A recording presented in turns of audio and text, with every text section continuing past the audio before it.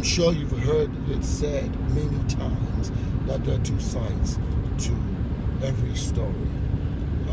I think that actually needs to be rephrased. It has to be put in this form that there are two views, two opinions to every story. The psalmist said that when I survey the wondrous cross on which the Prince of Glory died, my richest gain I count but lost and pour contempt on all my pride. When I survey the wondrous cross on which the Prince of Glory died, if I should take a step back and peruse the landscape of where the glorious one, the one of higher status, submitted himself to the pain and the mutilation of the cross experience for me, I begin to realize that my richest gain, the houses, my accomplishments, the education, whatever I consider as an achievement, pales in comparison to that sacrifice. And obviously there's poor contempt on all my pride. So the picture is clear. The view of the psalmist is clear. I consider myself worthless when I look at the sacrifice that was made for me. With all my education, with all my achievements, with all my acquisition, it doesn't match up. And I become acutely aware of such a great price that was paid on my behalf. It humbles me. It makes me realize that I'm worth something. I'm sure you get a hint now. This morning, a piece of advice: you are important. You are worth more than you think you are. As soon as there are two sides to every story, or two opinions, or two views to every story, and we have already understood the view of the psalmist, let us look at the view of the one who was sacrificed, the Prince of Glory. The Prince of Glory looks at you and I and considers us important enough, worthy enough, that he will leave his throne of power and prominence so that he can come down, subject himself to ridicule, to hurt, to pain, to all of those things that he endured, just so that you and I can have access to the Father. When he looks at you and I, we are worth it. We are worth the sacrifice. The Bible says that he took a rope, and as they would whip him with a rope, they would coil around him and they would pull it out, tearing his flesh to the floor. Yet he endured every bit of it, because you and I, to him, we are worth it. We are worth the spear that was pierced to his side. We are worth it. We are worth every one of those nails that went through his hands and his feet. We are worth it.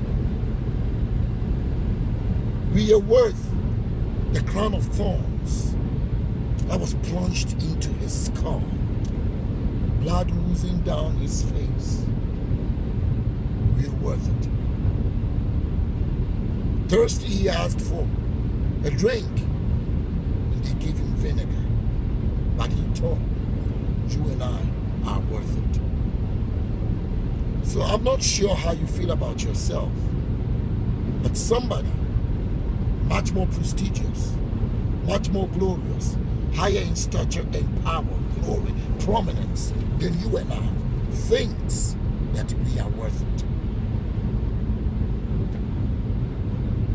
You cannot define yourself by the circumstances of life. You are not defined by the perilous times you are encountering right now, the difficult moments that you have to deal with now. The situation is bad, but that doesn't define you.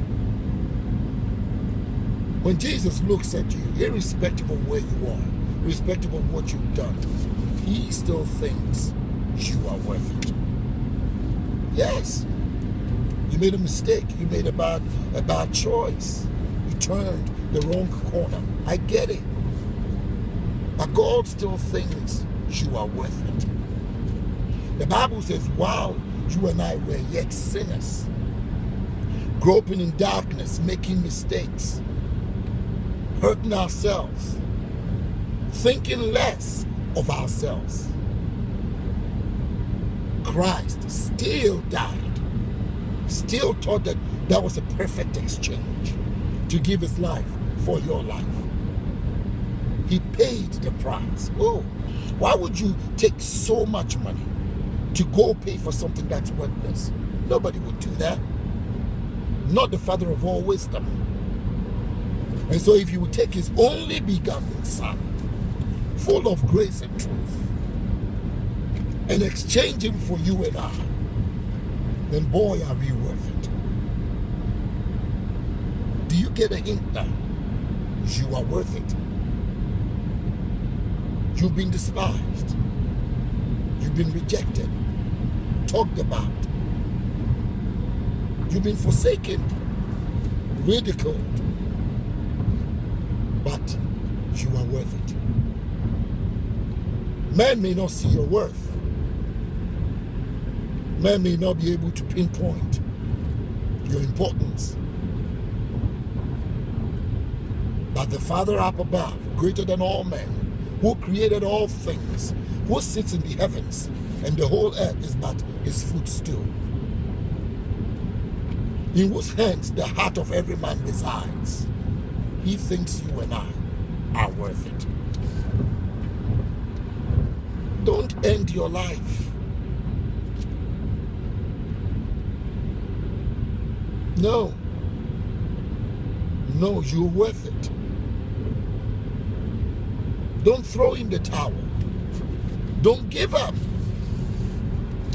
Don't put a smile on the devil's face. Never do that. He wants to see you cry. He wants to hurt you.